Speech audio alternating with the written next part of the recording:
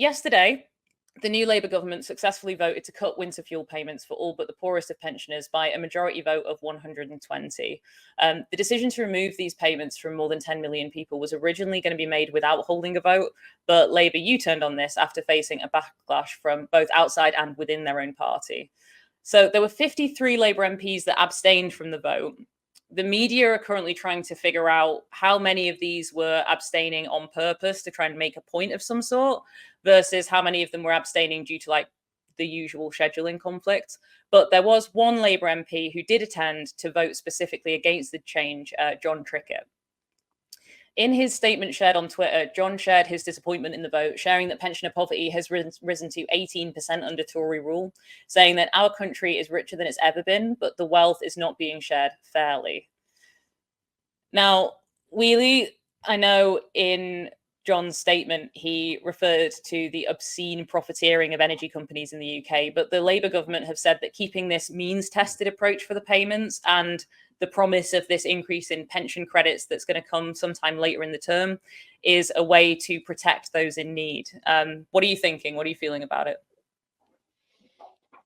My thoughts on it are, we're saying that it's affecting 10 million pensioners. If we're honest, it's affecting 1.8 million pensioners who have fallen through the pension credit gap.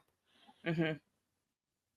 Then if you switch it the other way around, that also looks as if we could be heading for means testing elsewhere, which obviously we don't want to push for that either.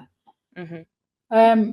As far as the energy, the energy companies have surely got to start bearing the brunt of some of this, mm-hmm. because it's just not working, is it? And what's being pushed back at them is just constantly not happening.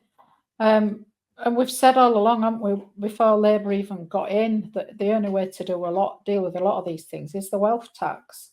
And we need to really start aiming at those people right up there that can afford to do it.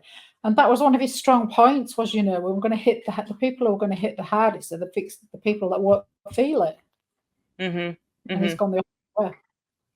It does feel, it's gone from, there was that kind of light-hearted rhetoric at one point of, or I'd say light-hearted, I mean more like facetious rhetoric of, everybody's going to have to carry the load, and it makes sense for those with the heaviest shoulders to carry the heaviest burden. But it feels like when it comes to the energy company side of things and pretty much anything, it seems like if you've got a certain amount of money, then actually it's non-negotiable that you maintain your profit. And I don't know, in terms of the winter fuel payments, I was looking at some information that it's basically already been found by the Labour Party that they knew that this was going to cause deaths, like excess deaths, because that is what we've seen in the past when it's come to these energy prices and people not being able to keep their homes warm in the winter. Well, without a shadow of a doubt, it'll cause excess deaths to those people that are, huddled around a 2-bar electric fire in a 1-bedroom council flat that there are many of, mm-hmm. That have slipped through the net pension credit. Mm-hmm. They've already said that 270,000 people last year applied for pension credit and were eligible. Mm-hmm. So they've set the bar in the wrong place for me. As far as pension credit goes, and I blame the last government for this. I blame the Tories for this because they obviously knew that by putting the 1958 upwards mm-hmm. Pensions slightly higher than the pension credit eligibility, then they would get away with that, mm-hmm. because that would mean that they won't get pension credit, and obviously the knock-ons, the winter fuel allowance. And I'm not interested in anything any Tory has to say about this, because they're all coming out there on the high horses, and it's like, no, mate, you put plunges into 14 years of austerity.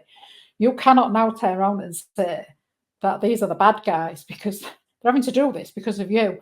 But I do think that they could do it. There's a much better way of doing it. I don't strongly agree.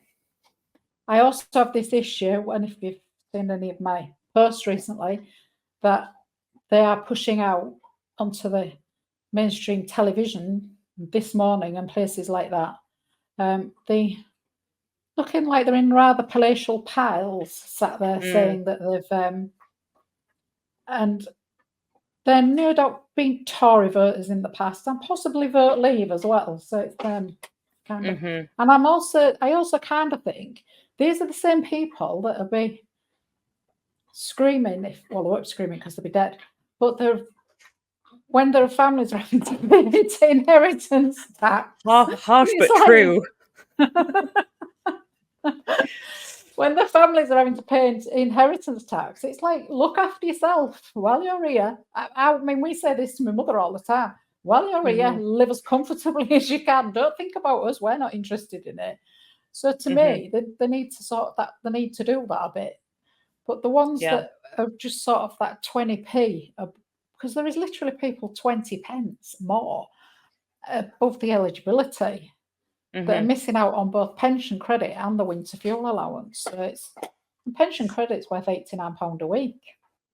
No, I mean, it feels like anything when it comes to means testing. It does there's always these like ridiculous scales that mean that it's so black and white when it comes to the different levels that some people just completely fall through the cracks, and especially when it's tested based on circumstances that are changing for people. It was similar, I think, when they had uni fees and things like that as well. But I think this also, it ties into some of the stuff we're going to talk about in a second on the care and the NHS side, where the NHS is in crisis because there are too many people who need care, and basically there are too many people needing that care at the same time as people aren't able to leave the care that they need, which one of the biggest solutions for that is prevention of needing that emergency healthcare in the first place. So that's where they say, okay, actually investing in social care, investing in all of these different things to keep people healthy and prevent illness is going to play a big role in helping the NHS bear the burden. But then we're looking at things like cutting fuel payments, and we know that for a lot of older people, they're going to be a lot more careful with whatever they're doing in terms of their spending on their heat. They're going to be far more open to things like infection, and it becomes this consistently vicious cycle, it feels. Yeah, then we go back into the winter pressures, don't we? We're putting ourselves head first into winter pressures by not supporting people that need it to keep warm and keep alive. Patreon.com, Turn Left Media. Support independent media. Support social justice that's there on social media. Thank you, Turn Left.